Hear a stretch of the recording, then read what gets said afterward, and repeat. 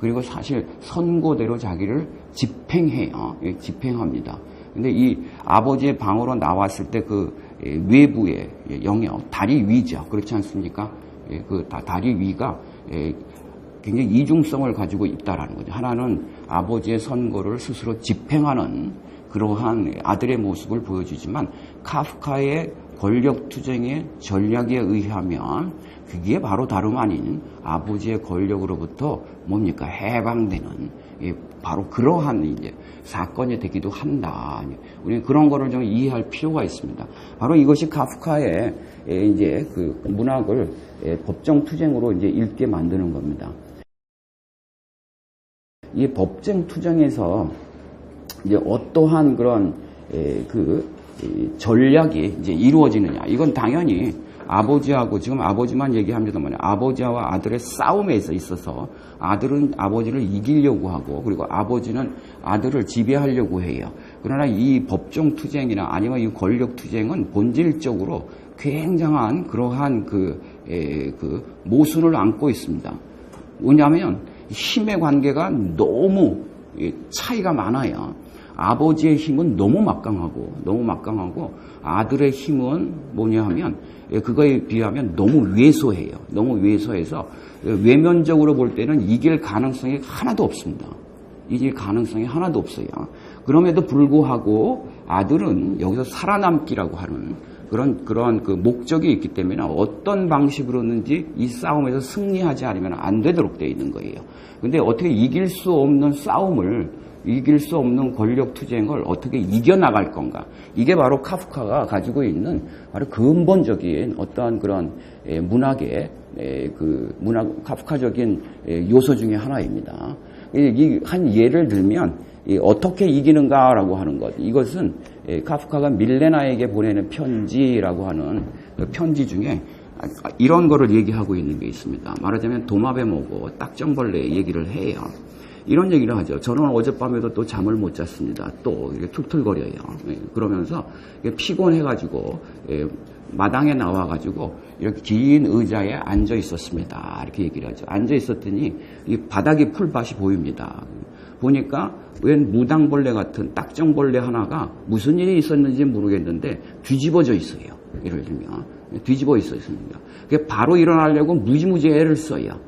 그래서 저는 그걸 바라보는데 그런데 또 하나의 또 뭡니까? 저편을 보니까 도마뱀이 오고 있어요.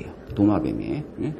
그게 굉장히 위기예요. 지금 빨리 일어나가지고 도망가야지 살 수가 있는데 이게 뒤집어서 일어나지를 못하고 있는데 마침 또 도마뱀이 와요. 그래서 도마뱀이 오게 되면 홀딱 먹어버릴 거 아니에요. 카프카는 그래서 밀레나에게 이렇게 얘기하죠. 그래서 저는 그때 일어나가지고 이 그 갑충을 이렇게 바로 세워줄까 생각했는데 너무 피곤했습니다. 그래가지고 그냥 바라봤습니다. 이래요. 근데 무슨 일이 일어나느냐? 도마뱀이 쭉 이렇게 오더니 말이에요. 당연히 보고 나서 그걸 먹어버려야 되는데 도마뱀이 그걸 못 보고 지나가면서 그 뒤집어진 갑충을 툭 건드렸어요. 그러니까 갑충이 어떻게 됩니까? 자기 혼자는 못 일어날 거를 자기 혼자 그 도마뱀에 의해 가지고 그래가지고 바로 섰어요. 그래가지고 도망갔다 이 얘기입니다. 이게 근본적으로 보기에 아무것도 아닌 것 같지만 말하자면 바로 요 모델이 카프카의 그 카프카적인 이길 수 없는 싸움에서 이기지 않으면 안 되는 그 싸움을 어떻게 이길 건가라고 하는 것. 그 전략의 아주 좋은 예예요. 제가 볼 땐 그래요. 앞으로 아버지하고 아들하고의 싸움이 방 안에서 이루어지는데 그때 바로 사용되고 있는 그런 전략이 이 모델에 드러나고 있는 바로 그겁니다. 여러분들 이 에피소드를 보면서 어떻게 생각하세요? 어떻게 생각하십니까?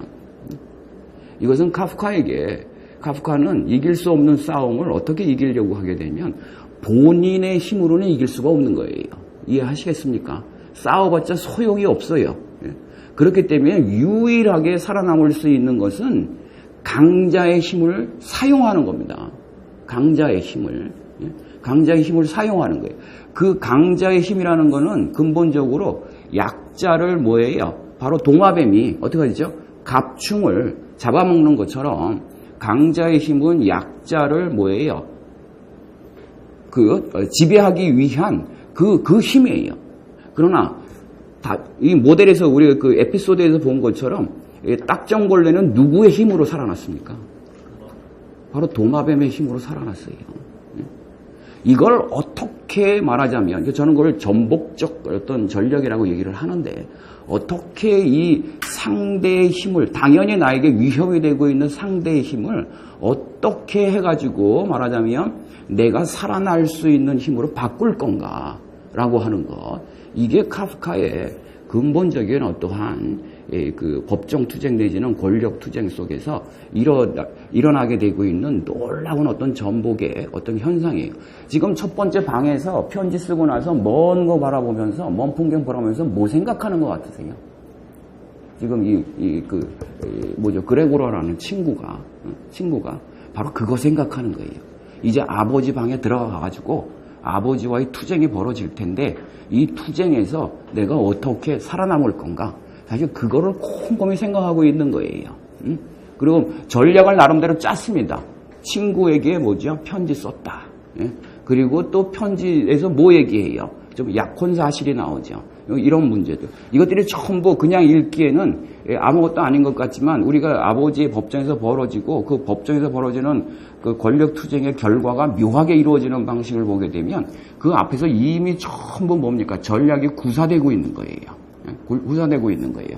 다른 건 그 전략을 이길 수 없는 싸움을 이기기 위한 전략으로 지금 가동되고 있는 그런 그 존재가 다른 게 아니라 자기 방에서 자기 방에서 생각하면서 등장하고 있는 두 인물이에요. 누굽니까?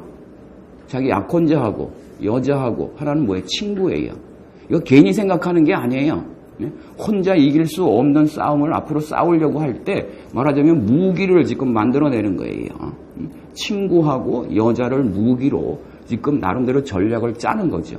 그리고 편지라고 하는 게 있습니다. 편지 형식. 그래서 이 세 개를 가지고 건너가는 거예요. 세 개를 가지고 아버지의 그런 방으로 이 싸움이 이길 수 없는 싸움인데 그러나 우리가 앞으로 읽으면 제 독법에 대해서 읽으면 어느 정도 이제 설명이 되겠지만 이게 이기는 싸움으로 변해간단 말입니다.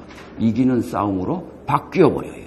그래서 그러한 그러니까 이길 수 없는 싸움을 이기는 어떤 그런 카프카적인 그런 권력 투쟁의 전략, 이 전략을 우리가 사실은 이 선거를 통해서 가장 잘 알 수 있고 그리고 이걸 그 전략이 소송이나 뭐 이런 데서 끊임없이 구사되고 있어요, 사실은. 여러 가지 그런 카프카적인 그런 소설 속에서 끊임없이 구사되고 있다는 걸 우리가 알 수 있습니다. 그래서 바로 또 다른 측면에서 한번 좀 읽어보게 되면 이 선고라고 하는 작품은 근본적으로 이제 언제 쓰여지냐 하면 이게 카프카가 펠리세 바우어라고 하는 이 여인을 이제 만나게 되죠. 그리고 이제 약혼을 이제 하려고 하는 그 상황입니다. 그렇게 됐을 때 이 펠리세 바우어라고 하는 이 여자 뭐 되게 불쌍한 여자예요. 카프카 이용만 당하고 나중에 3번씩이나 약혼했다 파혼당하고 그래가지고 사실 여기도 프리다라는 여자가 도구화 되고 있는 걸 알 수가 있는데 그런 식으로 이제 카프카의 생존 전략에 의해서 여자가 반드시 필요해요. 그래서 여자가 필요하고 또 여자의 문제가 카프카 문에서 굉장히 중요합니다. 우리 이 문학 속에도 보게 되면 아까 말씀드린 것처럼 아들도 여자를 필요로 해요. 자기가 싸움에 승리하기 위해서. 아버지는 어떻습니까? 예? 아버지도 여자를 필요로 해요. 누굴 필요로 하죠? 안 읽었어요? 예? 어머니예요, 어머니. 그렇지 않습니까? 아버지가 굉장히 권력자였다가 어떻게 되는 겁니까? 지금 현재 상태를 보게 되면 몰락해 있어요. 그렇죠? 근데 왜 몰락해 있습니까? 당연히 늙어서도 그렇지만 어머니가 죽었어요. 근데 법정으로 들어가서 어머니가 죽은 줄 알고 딱 들어갔더니 거기에 뭐가 있습니까? 아버지 방에 어머니의 기념품을 다 모아놓고 있어요. 이게 벌써 실수한 거예요. 벌써 잘못 알고 들어간 거예요. 아버지가 약자인 줄 알고 들어갔더니 어머니의 힘을 그대로 다시 받고 있어요. 그래서 누워있던 아버지가 벌떡벌떡 일어나잖아요. 그렇지 않습니까? 그리고 나서 자기가 뭐라 그럽니까? 너는 어머니가 죽은 줄 알지만 어머니가 항상 내 곁에 있었다. 이런 식으로 얘기를 하지 않습니까? 카프카의 주인공들은 남자지만 자체로 힘이 없어요. 자체로 힘이 없습니다. 여자의 힘을 빌릴 때에만 뭡니까? 그 힘을 얻을 수가 있어요. 이게 카프카의 가장 중요한 또 한 요소예요. 제가 그래서 카프카의 요소 중에 여자가 있다고 제가 말씀드린 거예요. 여자가. 그래서 어쨌든 제가 도마뱀과 딱정벌레의 경우를 본 것처럼 이러한 이길 수 없는 싸움이 그 카프카적인 그 어떠한 전략을 통해 가지고 이기는 싸움으로 변해가고 있다라는 것. 이것이 제가 볼 때는 이제 카프카적인 아주 중요한 요소 중에 하나입니다. 그래서 근데 우리는 이런 문제를 우리가 하나 이해해 볼 수 있어요. 그러면 도대체 카프카는 무엇 때문에 그 싸움을 하려고 하느냐라는 겁니다. 우리가 뭔가 싸움을 하려면 뭐예요? 뭔가를 지킬 게 있어 그러는 거예요. 그렇지 않습니까? 네? 지킬 게 있어야 되는 겁니다. 근데 카프카는 도대체 이길 수 없는 싸움에 차라리 수능을 해버리면 편안한데 수능을 할 수 없도록 지켜야 하는 것이 무엇이냐라고 얘기해 볼 수 있습니다. 그건 다름 아닌 문학이라고 하는 것이에요. 카프카. 그래서 우리는 여기서 카프카 문학의 또 하나 굉장히 중요한 이 딜레마의 관계를 이해할 수가 있는데 그건 뭐냐면 문학과 삶이라고 하는 것의 양극성이에요. 이게 참 묘한 관계를 갖고 있습니다. 앞으로 우리가 설명이 되겠지만 카프카에게 문학이라고 하는 것은 말하자면은 카프카에게는 문학이 삶이에요. 그런데 이 문학적 삶이 성취가 되려면 이 다름 아닌 우리가 보편적 삶, 그러니까 일상적 삶, 이 일상적 삶과 투쟁을 해야 되는 거예요. 그래서 여기에 보게 되면 약혼이라는 게 굉장히 중요해지잖아요. 약혼이라는 게 그것은 카프카의 그런 문학적 자아는 언제나 독신자입니다. 그래서 카프카 문학을 우리가 보게 되면 항상 이 독신자 문제가 나와요. 독신자 문제가 나오는데 그래서 카프카는 자기는 문학적인 삶이 자기의 삶이라고 얘기를 했어요. 자기 삶. 그런데 이 삶은 이 두 개의 삶이 있다는 걸 우리가 이해할 수 있습니다. 문학이라는 이름의 삶이 있고 이걸 카프카는 지키려고 해요. 그러나 이 삶은 문학이라는 이름의 삶을 지켜내려고 하게 되면 다름 아닌 그 외부의 일상적인 그 삶에 대해서 이중적 관계를 가질 수밖에 없어요. 이게 굉장히 가끔 이래서 복잡해요. 저도 말하기가 복잡해요. 지금 그러는데 보면 카프카는 문학이라고 하는 삶을 카프카의 그 삶이라는 게 바로 이거예요. 문학이에요. 그런데 우리는 또 다른 삶을 가지고 있죠. 바로 일상적 삶을 갖고 있습니다. 그리고 보편적 삶, 누구나 삶고 사는 사실 카프카식으로 얘기하게 되면 세상이라는 이름의 삶이고 그리고 뭡니까? 육체라고 하는 이름의 삶이에요. 이제 그런데 이 삶이 만일 카프카가 문학이라고 하는 삶을 뭡니까? 세상이라고 하는 삶과 그리고 육체적인 것으로서의 삶, 결혼으로서의 삶이에요. 이 삶과 단순하게 그냥 이분법적으로만 받아들이면 큰 문제가 안 일어나요. 왜냐하면 그냥 다 포기해버리면 되니까. 그렇잖아요? 네? 그리고 그냥 자기는 아무것도 안 하고 결혼도 안 하고 뭐 세상에서 격리되어서 카프카 스스로 자기가 보낸 편지에서 나의 막스 브론트한테 나의 유일한 꿈은 저 지하실에 들어가가지고 말하자면 세상의 소리 하나도 안 들리고 마셀 프루스트도 그랬죠. 방 속으로 들어가서 침대 속으로 들어가갖고 코르크로 전부 방 막아놓고 세상을 절연했어요. 그렇게 살고 싶다고 얘기했어요. 프루스트는 그렇게 살 수 있었어요. 그렇게 살 수 있었어요. 근데 카프카는 그렇게 살 수가 없었어요. 왜 그런 줄 아세요? 카프카는 말이죠. 문학이라고 하는 삶을 살려고 했지만 이 카프카가 원하는 문학이라고 하는 것은 단순히 뭡니까? 구체적인 혹은 육체적인 삶과 격리되어 있는 추상적이고 몽환적이고 그리고 어떤 정신적인 그러한 그런 문학을 쓰려고 하지 않았어요. 여러분들 카프카 문학을 어떻게 읽을지 모르지만 이렇게 저렇게 어떻게 읽을지 모르지만 굉장히 카프카 문학은 본질적으로 말이죠. 엄청 에로틱해요. 예? 엄청 에로틱해요. 그 에로틱이라고 하는 그런 부분들을 묘사를 막 확장시키고 그러지 않아서 그렇지. 그러나 그 에로틱이라고 하는 문제가 거론될 때 어떤 장면 같은 거 보게 되면 그거는 집약된 형태로 엄청나게 거의 제 식으로 얘기하면 포르노그래피예요. 거의 포르노그래피예요. 여러분들 소송 같은 데서 레니하고 만나는 장면이라든지 뭐 이런 걸 보게 되면 그거 다 전개시키고 아주 묘사를 안 해서 그렇지 그 자체로서 보게 되면 엄청난 그런 그 에로틱이, 카프카 문학은 에로틱 문학입니다. 어떤 의미에서 보게 되면 에로틱 문학이에요. 근데 카프카 문학을 대체로 보게 되면 그거하고 빼고 읽어요. 그쵸? 그거 아무 관계가 없다. 그런데 이게 바로 카프카의 문학을, 카프카가 문학이로서의 삶을 사는데 굉장히 어렵게 문들어요. 만일 카프카의 문학이 정신적인 것만 하고, 그리고 어떤 그런 추상적인 어떠한 형이상학적인 뭐 이런 문제로만 연결이 된다면 그건 에로틱을 포기하면 돼요. 그렇지 않습니까? 근데 카프카가 쓰고 싶어 하는 문학은 그런 문학이 아닙니다. 예? 바로 가장 에로틱한 문학을 쓰고 싶어 했어요. 가장 육체적인 문학을 쓰고 싶어 했어요. 예? 그러니까 문제가 생기는 거예요. 그렇지 않습니까? 버릴 수도 없고 취할 수도 없는, 예? 이 관계가 생기는 거예요.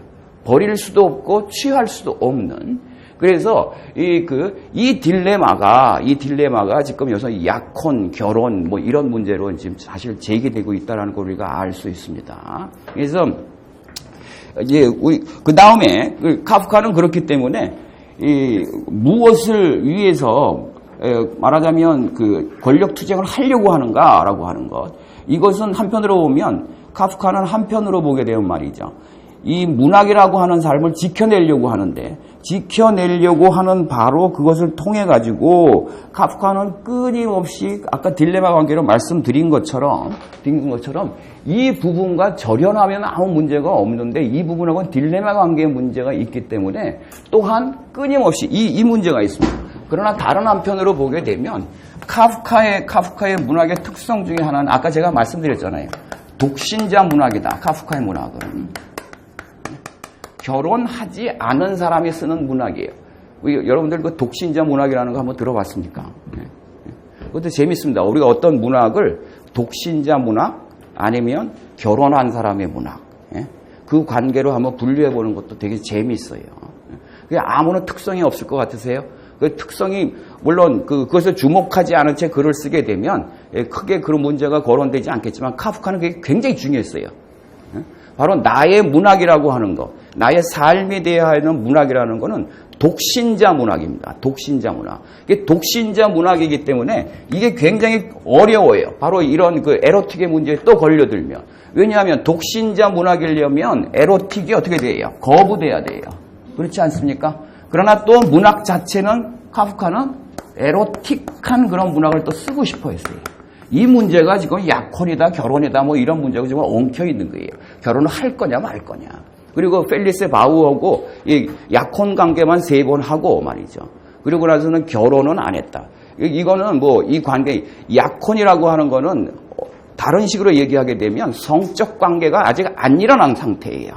예를 들면. 그러나 결혼 관계는 뭡니까? 성적 관계가 일어나야만 하는 관계예요. 카프카는 이 가운데에서 왔다 갔다 하는 거예요. 말하자면 이런 거죠. 결혼은 안 하면서 약혼 상태에 계속 머물러 있으려고 해요. 이 전력은 무엇이냐 하면 다름 아닌 에로틱의 관계를 유지하면서도 독신자의 그런 영역을 떠나지 않으려고 하는 것. 바로 이 관계가 있습니다. 그래서 여자가 이용당해요. 계속 이용당합니다. 지금 그런 것 있어요.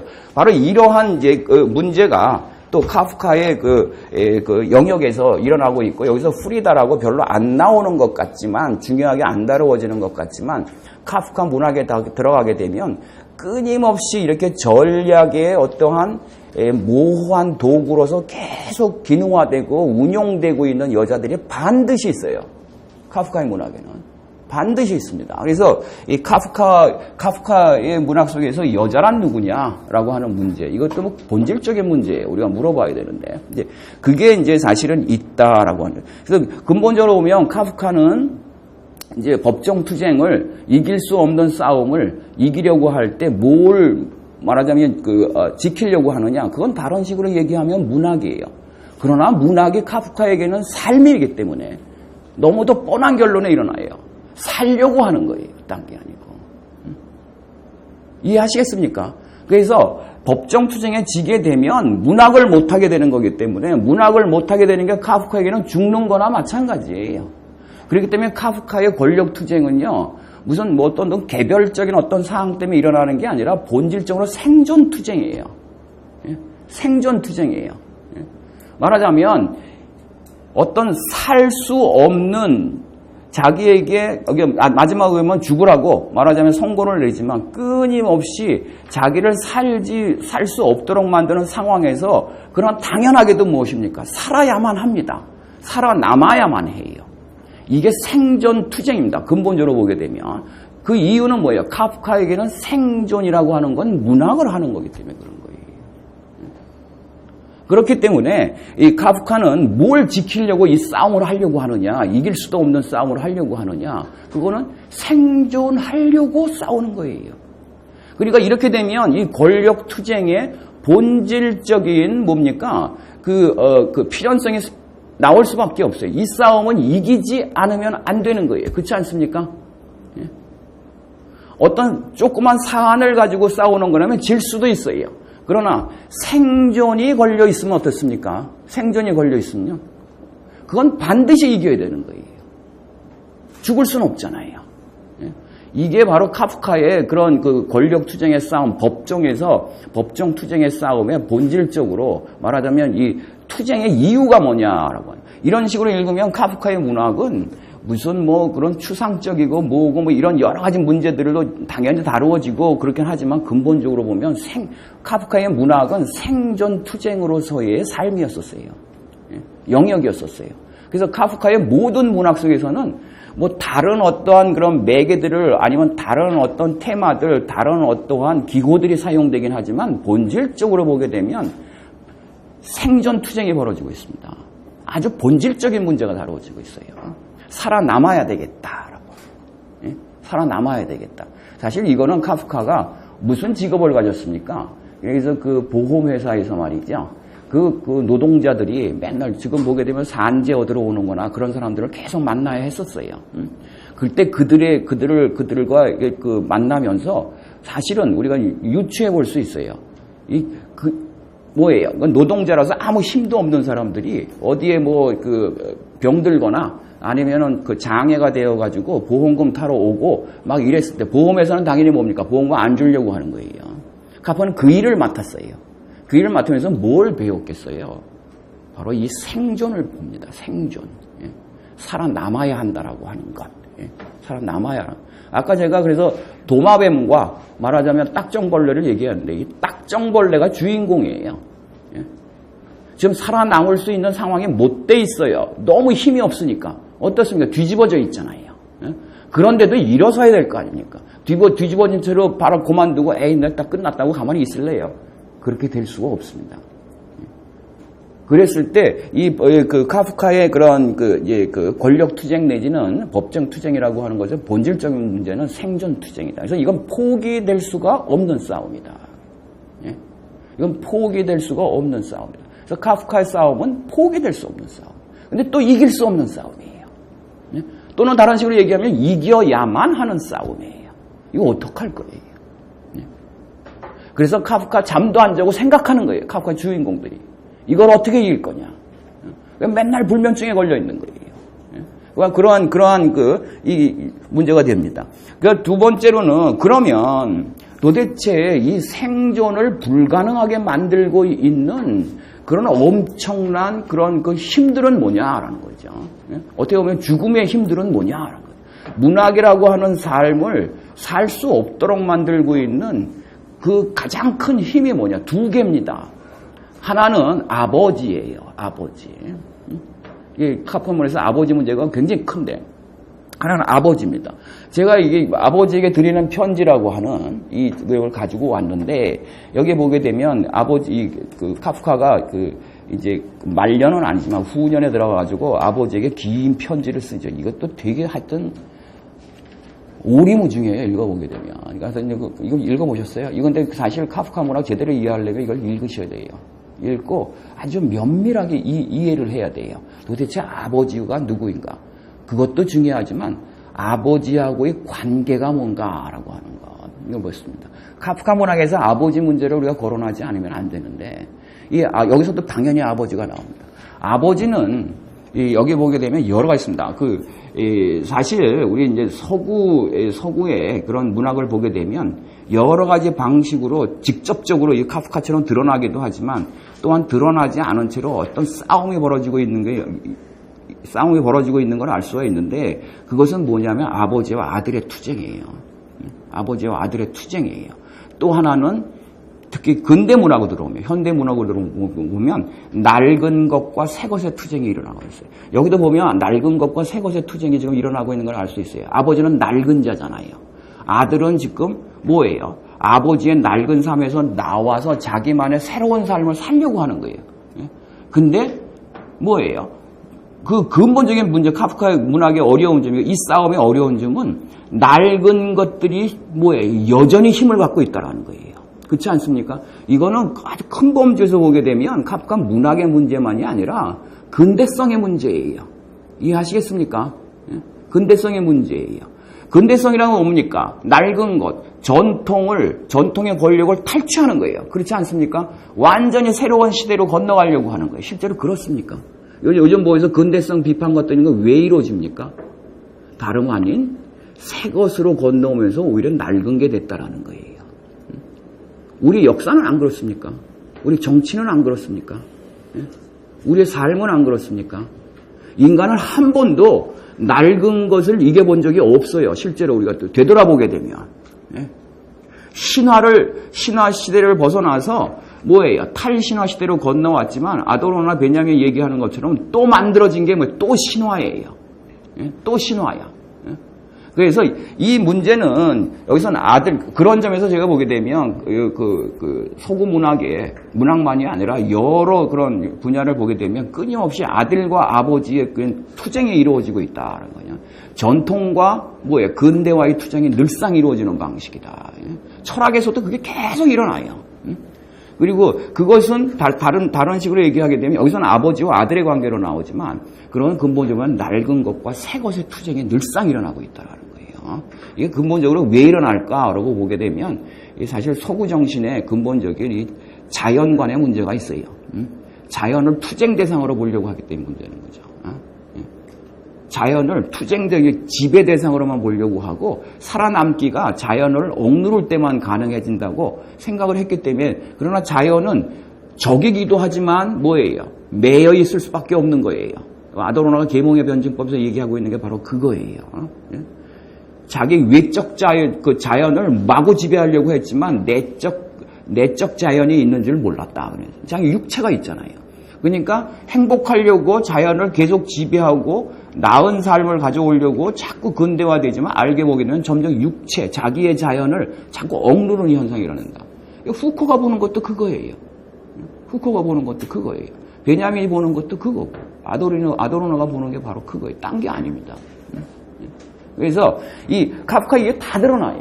다 드러나고 있는 건데 그래서 두 개입니다. 바로 이 문학으로서의 삶을 살 수 없게 만들고 있는 두 가지는 하나는 아버지의 권력이고 하나는 바로 육체입니다.